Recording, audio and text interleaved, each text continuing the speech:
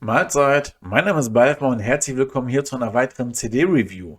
Wir schauen uns heute von Lesson in Violence, The Trash Fall of Mankind an. So, ich glaube, so sieht man es, ohne dass es blendet. Ja.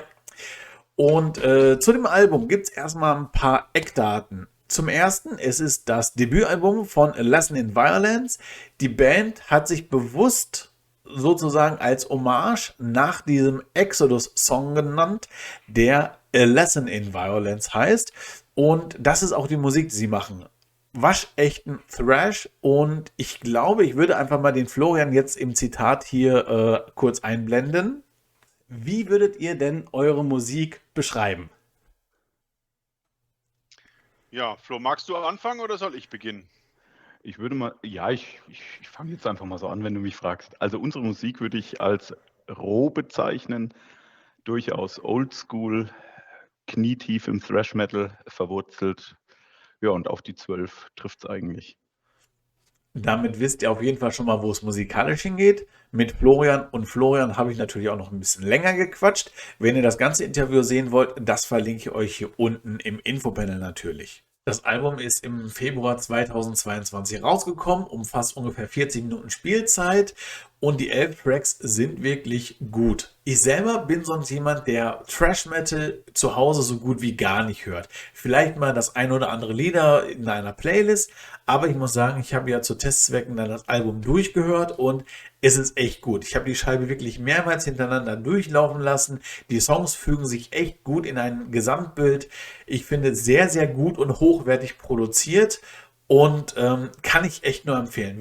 Wer wirklich auf diesem geradlinigen Thrash steht, für den ist das eine absolute Empfehlung. Dementsprechend gibt es auch keine großen besonderen Überraschungen. Natürlich gibt es zwei, drei Songs auf dem Album, die einen etwas mehr catchen, aber ich finde, es gibt keine Totalausfälle. Deswegen hört, wenn euch das interessiert, hört einfach mal gerne bei den bekannten Streaming-Plattformen rein.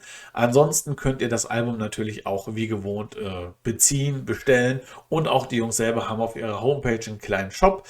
Und dort ist das hatte ich glaube ich im Interview auch schon angemerkt, die CD sogar 2 Euro günstiger als bei Amazon. Deswegen, ja, den entsprechenden Link werde ich euch natürlich auch unten reinknallen.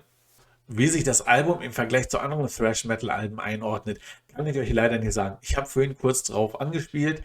Für mich war bis jetzt Thrash Metal immer so ein Live-Erlebnis, ein Live-Moment, um richtig die Sau rauszulassen und weniger eine Musikart, die ich zu Hause höre und schon gar nicht auf die Details höre.